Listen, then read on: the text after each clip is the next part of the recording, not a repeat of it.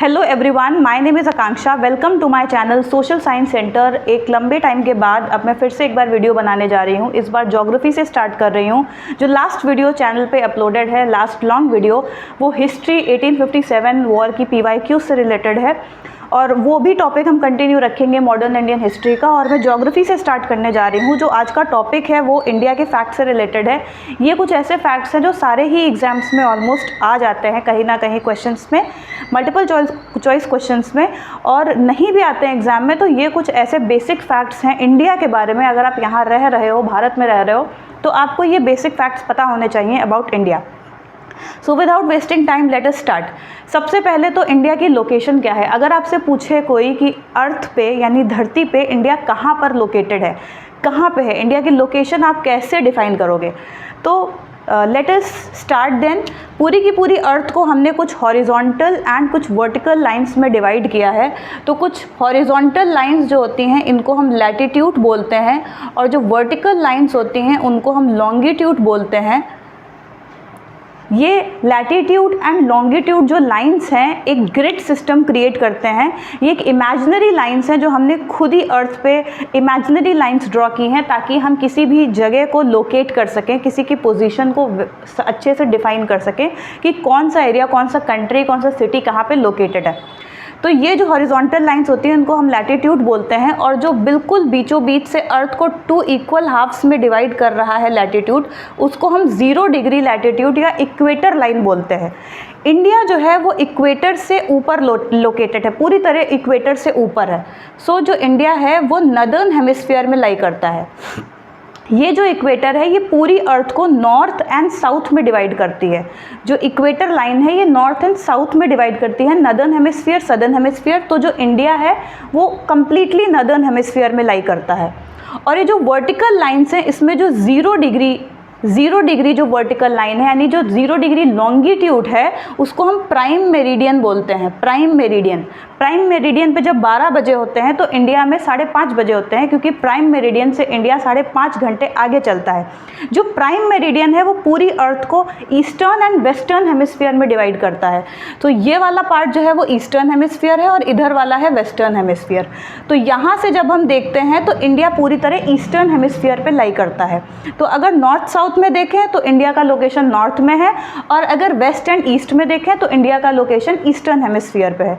तो अगर कोई पूछे कि इंडिया कहाँ पे लोकेटेड है किसी ग्लोब पे या धरती पे, तो आप बोलेंगे India northern and eastern hemisphere में लोकेटेड है।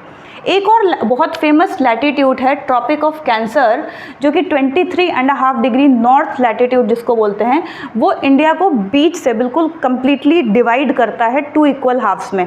तो ट्रॉपिक ऑफ कैंसर इंडिया को 2 इक्वल हाफ्स में डिवाइड करता है। ये भी एक फैक्ट है, आप याद रख सकते हैं।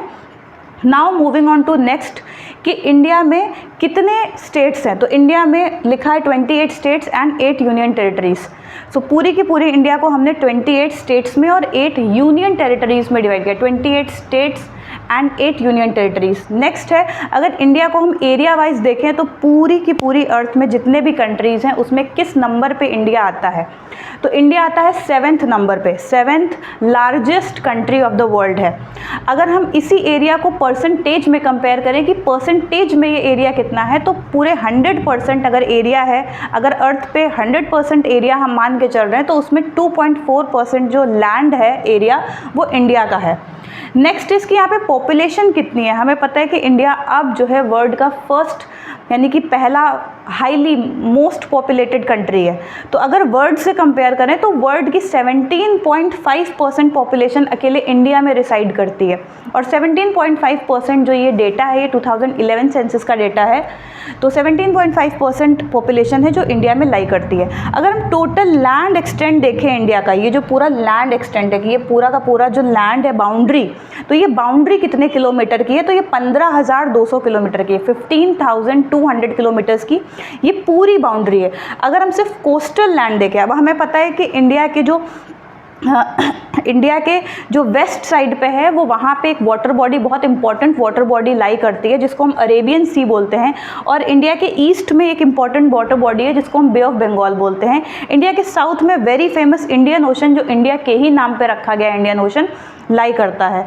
तो ये जो बॉडी है ये 3 साइड से क्योंकि 3 साइड से कवर्ड है, इसलिए हम इतने एरिया को पेनिनसुला बोलते हैं। जब भी कोई भी लैंड बॉडी 3 साइड से वाटर से कवर्ड होती है तो हम उसको पेनिनसुला बोलते हैं। तो दिस इज़ इंडियन पेनिनसुला।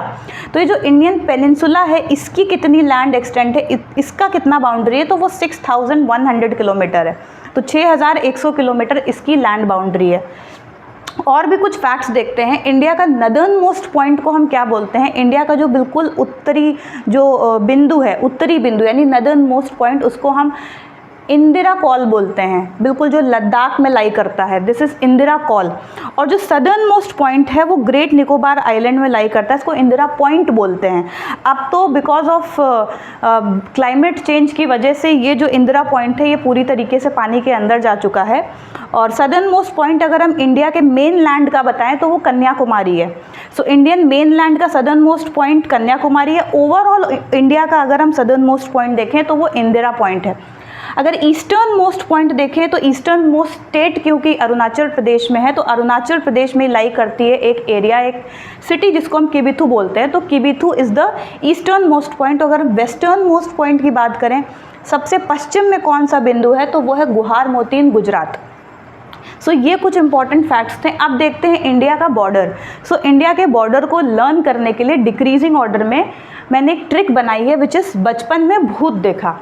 तो ये एक ऐसी ट्रिक है जिससे आप याद कर सकते हैं कि इंडिया का सबसे बड़ा बॉर्डर इंडिया किससे शेयर करता है, लार्जेस्ट कंट्री वो कौन सा लार्जेस्ट बॉर्डर है, उसके बाद उससे कम, फिर उससे कम। तो डिक्रीजिंग ऑर्डर में आप याद कर सकते हैं। सो सब उसके पहले हम डिस्कस कर लेते हैं कि हर एक बॉर्डर को क्या नाम, एक स्पेसिफिक नाम है तो उसको क्या क्या नाम दिया गया हुआ है। तो इंडिया चाइना के भी जो बीच में बॉर्डर पड़ता है उसको हम मैकमोहन लाइन बोलते हैं। इंडिया चाइना बीच में बॉर्डर जो है उस बॉर्डर को हम मैकमोहन लाइन बोलते हैं। इंडिया पाकिस्तान और इंडिया बांग्लादेश, बिकॉज उस टाइम पे जब डिवीज़न हुआ था, जब हमारा पार्टीशन हुआ था, तो बांग्लादेश और पाकिस्तान एक ही कंट्री थे, इसलिए इंडिया बांग्लादेश और इंडिया पाकिस्तान के बीच में जो बॉर्डर है उस बॉर्डर को, उन दोनों ही बॉर्डर को हम रेडक्लिफ लाइन बोलते हैं, रेडक्लिफ लाइन। बांग्लादेश से इंडिया सबसे लॉन्गेस्ट, सबसे ज़्यादा बॉर्डर शेयर करता है और अफ़गानिस्तान से सबसे कम बॉर्डर शेयर करता है। अफ़गानिस्तान के साथ जो इंडिया का बॉर्डर है उसको हम डुरांड लाइन बोलते हैं, DURAND, डुरांड लाइन। और ये सबसे छोटा बॉर्डर, सबसे शॉर्टेस्ट है। सो सबसे बड़ा जो बॉर्डर है वो बांग्लादेश के साथ और जो सबसे छोटा है वो अफ़गानिस्तान के साथ। एक और क्वेश्चन बनता है इंपॉर्टेंट कि बांग्लादेश के जस्ट बगल में लेफ्ट दिस वेस्ट साइड पे कंट्री लाइक एक छोटी सी स्टेट लाई करती है इंडिया की, 7 sister state which is Tripura. So Bangladesh Tripura के बीच में जो बॉर्डर है उसको हम ज़ीरो लाइन बोलते हैं, it is called zero line. अब देखते हैं इस ट्रिक को कि इस ट्रिक से हम कैसे लर्न कर सकते हैं कि सबसे बड़ा बॉर्डर छोटा, उससे छोटा कैसे हम क्रोनोलॉजिकल वे में लर्न कर सकते हैं। सो बचपन में भूत देखा, BA, बचपन का BA से बांग्लादेश, सबसे बड़ा बॉर्डर बांग्लादेश, उसके बाद चाइना, CH से चाइना, फिर PA से पाकिस्तान, N से नेपाल, मे से म्यांमार एंड भूत से भूटान। सो सबसे बड़ा बॉर्डर, सबसे ज़्यादा बॉर्डर बांग्लादेश के साथ, फिर चाइना, उससे छोटा चाइना, उससे कम पाकिस्तान, उससे कम नेपाल, उससे कम म्यांमार एंड देन उससे कम भूटान। सो ये एक ट्रिक है जिससे आप लर्न कर सकते हैं बॉर्डर्स को, इंडिया के साथ जो भी कंट्रीज़ बॉर्डर शेयर करती हैं, neighbouring countries, in decreasing order. I hope ये पूरा वीडियो आपको पसंद आया हो, आपको अच्छा लगा हो। अगर आपको ये वीडियो ज्योग्राफी का पसंद आया है then please like and subscribe the channel. Thank you so much.